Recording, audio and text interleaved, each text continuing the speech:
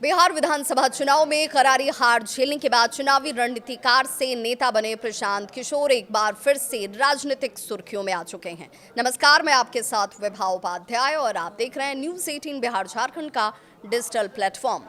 इस बार इस राजनीतिक सुर्खी में आने के पीछे की वजह भी हम आपको बताएंगे। इस वजह को लेकर जो चर्चाएं हैं वो ये कि जन सुराज पार्टी के जो संयोजक हैं वो सिर्फ रणनीतिकार के तौर पर ही नहीं जाने जाते हैं। राजनीतिक अभियान उनकी तरफ से शुरू जो इससे पहले किया गया था बिहार में बदलाव की बात के साथ, उसे बिहार के परिणामों ने जाहिर कर दिया कि जनता इसे नहीं स्वीकारती है। कोई नया राजनीतिक अभियान तो ये नहीं है। कांग्रेस महासचिव प्रियंका गांधी वाड्रा से उनकी एक सीक्रेट और लंबी मुलाकात होती है। सियासी गलियारों में हलचल इस मुलाकात के बाद ही मच गई। सूत्र ये कह रहे हैं कि ये मुलाकात दिल्ली में हुई और करीब 2 घंटे तक हुई है। हालांकि कांग्रेस और प्रशांत किशोर की तरफ से दोनों ही पक्ष इसे एक सामान्य शिष्टाचार भेंट बताने की कोशिश में है, लेकिन जिस राजनीतिक पृष्ठभूमि में ये बैठक हुई है उससे इसे साधारण से कहीं ज्यादा अहम बताया जा रहा है। बिहार चुनाव जहां पर जनसुराज का सपना और हकीकत दोनों ही जैसे जमीन में आ गए हों। लंबे लंबे दावे किए गए थे, लेकिन उन दावों की हवा निकल गई। प्रशांत किशोर ने बिहार में जनसुराज के जरिए एक वैकल्पिक राजनीति का दावा किया था। आपको याद होगा, भ्रष्टाचार, बेरोजगारी, पलायन जैसे मुद्दों को केंद्र में रखकर उन्होंने राज्यव्यापी पदयात्रा भी की। खुद को पारंपरिक दलों से अलग दिखाने की उनकी तरफ से कोशिश की गई, लेकिन चुनावी नतीजे उनके दावों पर भारी पड़ गए। जन सुराज पार्टी ने 238 सीटों पर चुनाव लड़ा, लेकिन एक भी सीट जीत के तौर पर हासिल नहीं हुई। 236 उम्मीदवारों की तो जमानत तक जब्त हो गई। ये न सिर्फ एक राजनीतिक असफलता थी, बल्कि प्रशांत किशोर की व्यक्तिगत साख के लिए भी एक बड़ा झटका माना जा रहा है। लेकिन सवाल ये कि ऐसे हालात में कांग्रेस के साथ उनकी इस नज़दीकी को कैसे देखा जाए। तो कांग्रेस की स्थिति भी आपको बहुत अच्छी नजर नहीं आई होगी इन परिणामों के बाद। दिलचस्प बात तो ये है कि जिस कांग्रेस से प्रशांत किशोर की मुलाकात हुई उसका खुद का प्रदर्शन भी बिहार में बेहद निराशाजनक रहा। कांग्रेस ने 61 सीटों पर चुनाव लड़ा, लेकिन महज 6 सीटों पर ही जीत दर्ज कर पाई। यानी बिहार में विपक्ष का कोई भी बड़ा प्रयोग या रणनीति जमीन पर असर ही नहीं दिखा पाई।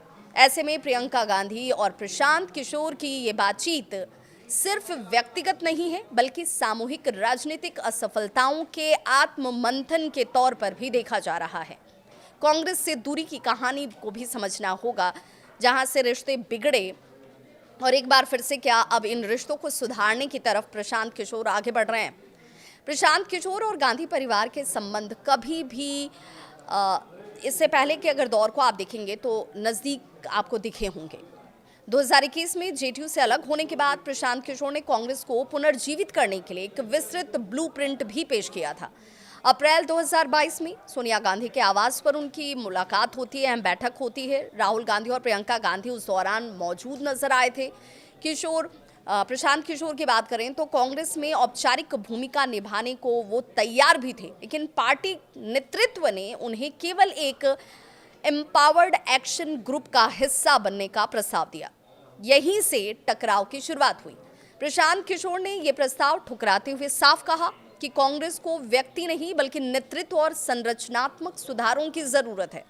इसके बाद बातचीत जो है टूट जाती है और प्रशांत किशोर धीरे धीरे कांग्रेस के सबसे मुखर आलोचकों में शामिल हो जाते हैं। बिहार चुनाव प्रचार के दौरान प्रशांत किशोर ने कांग्रेस और राहुल गांधी पर खुलकर निशाना साधा था। उन्होंने वोट चोरी जैसे आरोपों को, एसआईआर जैसे मुद्दों को चुनावी मुद्दा मानने से ही इनकार कर दिया था। लेकिन चुनावी हार के बाद प्रियंका गांधी से हुई ये मुलाकात बताती है कि राजनीति में अस्थायी ना तो कोई दोस्त और ना ही कोई दुश्मन, ऐसी कोई चीज राजनीति में तो कम से कम नहीं होती।